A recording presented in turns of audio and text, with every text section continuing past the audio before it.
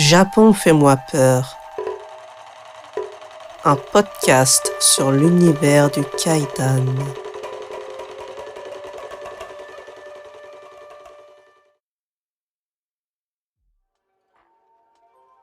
Bonsoir tout le monde, j'espère que vous allez bien.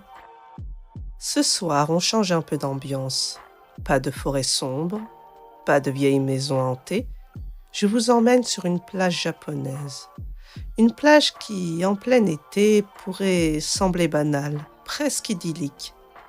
Mais vous le savez bien, sur ce podcast, rien n'est jamais si simple. Cette fois, on plonge dans une histoire tirée de l'univers de Junji Inagawa, le maître de l'horreur. Je vous renvoie aux épisodes 6 et 27.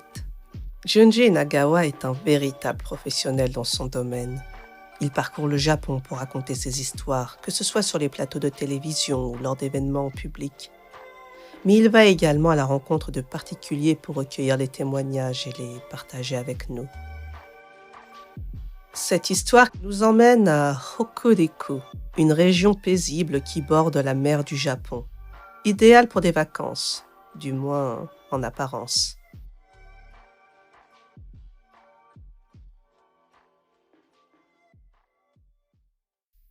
Épisode 51. Et donc, je suis mort.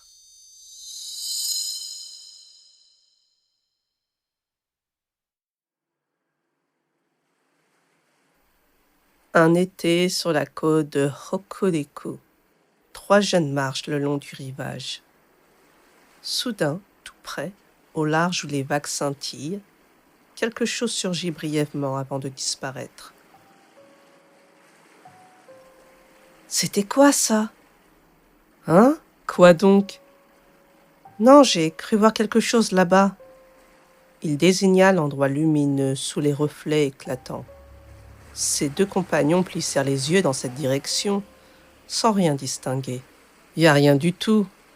Pourtant, j'ai bien vu quelque chose, mais ça a disparu. Ça ressemblait à une personne. Oh, peut-être un surfeur ou autre chose, ça réapparaîtra sûrement.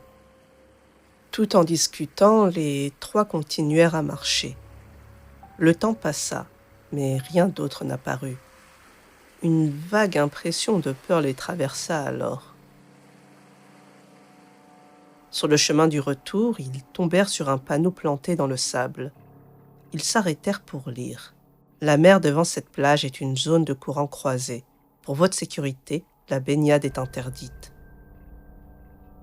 Eh bien, pourtant la mer ici semble si calme. Ils en discutèrent un moment avant de retourner à leur auberge. Ces jeunes étaient des étudiants d'une école professionnelle. Cet été, l'association étudiante avait organisé un projet de maison de plage. Et les 3 étaient venus y participer.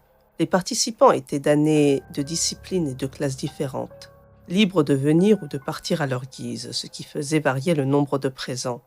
Habituellement, ceux de disciplines différentes ne se parlaient pas, mais l'ambiance décontractée de la maison de plage les avait rapprochés, et tous passaient une journée estivale des plus agréables. Après le dîner, le temps semblait s'étirer sans but précis. L'un d'eux proposa alors « Hé, si on allait faire des feux d'artifice ?» Les 3 amis retournèrent donc au bord de la mer. 3 filles de disciplines différentes, elles aussi, les suivirent. La nuit était déjà tombée sur la côte de Hokuriku, sombre et ponctuée de rares lumières lointaines. Le bruit des vagues se répétait inlassablement. Le grondement des vagues discret le jour semblait étrangement proche la nuit. Après un moment, « Bon, et si on s'arrêtait ici ?» proposa un garçon. Ils s'assirent en demi-cercle face à la mer. Les feux d'artifice furent allumés. À chaque extinction, l'obscurité retombait, laissant place aux voix du groupe. Puis les feux d'artifice reprenaient et les éclats de joie retentissaient à nouveau. Quelqu'un ramassa du bois flotté pour faire un feu de camp.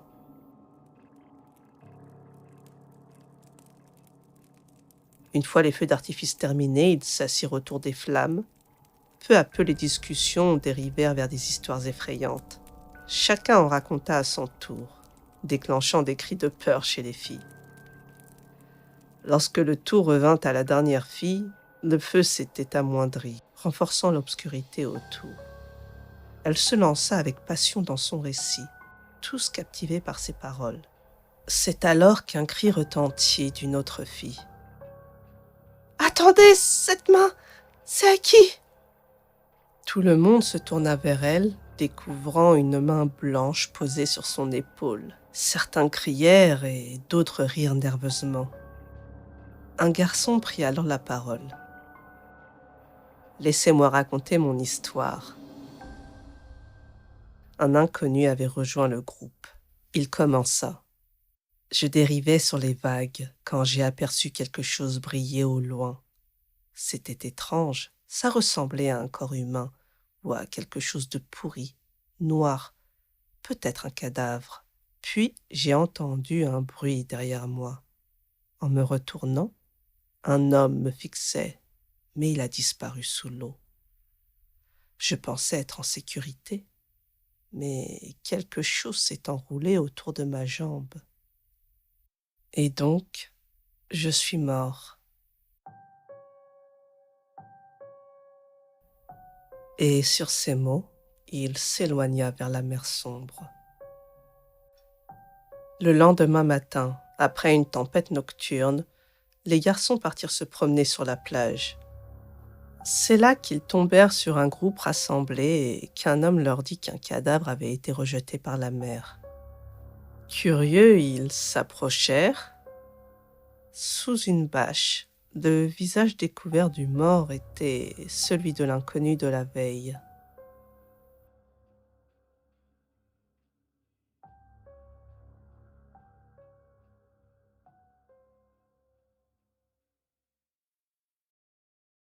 Oshimai.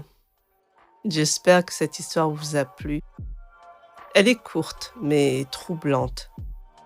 Elle me rappelle l'épisode 6, un grand cadavre. Pas d'inquiétude, je ne vais pas spoiler ceux qui ne l'ont pas encore écouté, mais j'ai l'impression que ces deux récits pourraient faire partie d'un cycle sur les disparitions en mer. Et vous, qu'en pensez-vous? Partagez vos impressions en commentaire sous le podcast ou sur le serveur Discord. Si cette histoire vous a plu, n'hésitez pas à partager autour de vous et à suivre le podcast sur votre plateforme d'écoute favorite. Et surtout, merci. Sachez-le, sans vous, le podcast n'existerait pas. C'est grâce à vous qu'il existe et que je continue à produire toutes ces histoires. Sur ce, je vais vous laisser et je vous dis à très bientôt sur Japon Fais-moi peur pour plus d'histoires d'horreur japonaises.